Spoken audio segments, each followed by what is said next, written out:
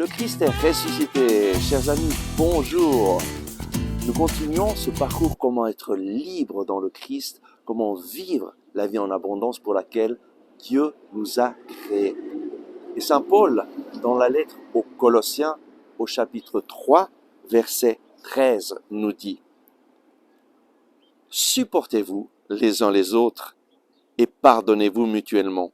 Si l'un a contre l'autre quelques sujets de plainte, le Seigneur vous a pardonné, faites de même à votre tour. » Voilà la prochaine chose à faire pour être libre dans le Christ. Pardonner aux autres.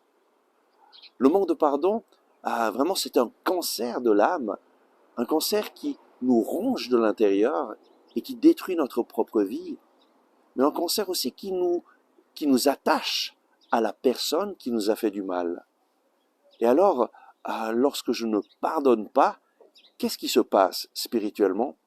Le mal que cette personne m'a fait continue à agir dans ma vie aujourd'hui. Et peut-être que ce mal a été fait il y a 10 ans, 20 ans, 30 ans en arrière. Peut-être que même cette personne est déjà morte. Et ça me tenaille encore. Chaque fois que je pense à cette personne, alors je ressens cette haine, cette rancœur. Pourquoi?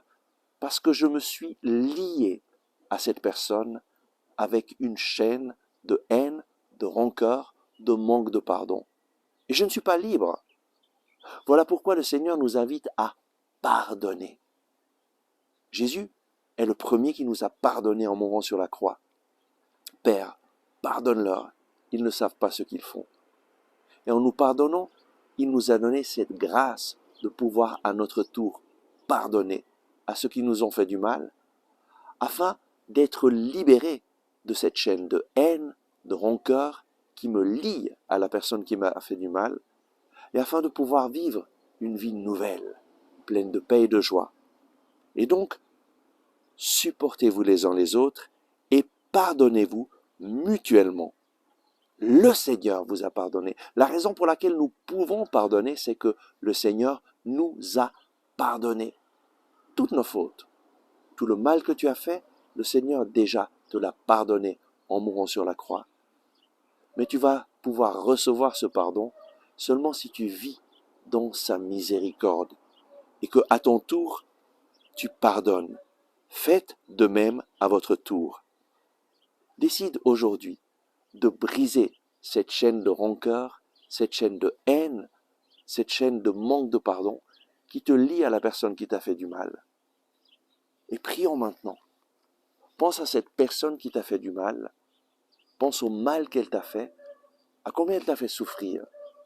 Et décide aujourd'hui de briser cette chaîne de rancœur, de haine qui te lie à cette personne. Et de la briser en proclamant les paroles de pardon. Regarde à Jésus sur la croix, Jésus qui te dit « Je te pardonne ». Et unis-toi à ces paroles de pardon pour proclamer le nom de cette personne qui t'a fait du mal et ton pardon.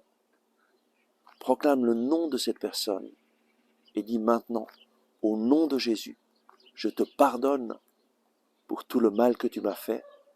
Je te pardonne pour ces fois où tu as parlé mal de moi, tu m'as humilié en public, tu m'as humilié devant les autres.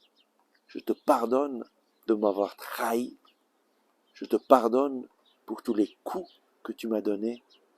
Je te pardonne pour ces actes de violence que tu as eus contre moi.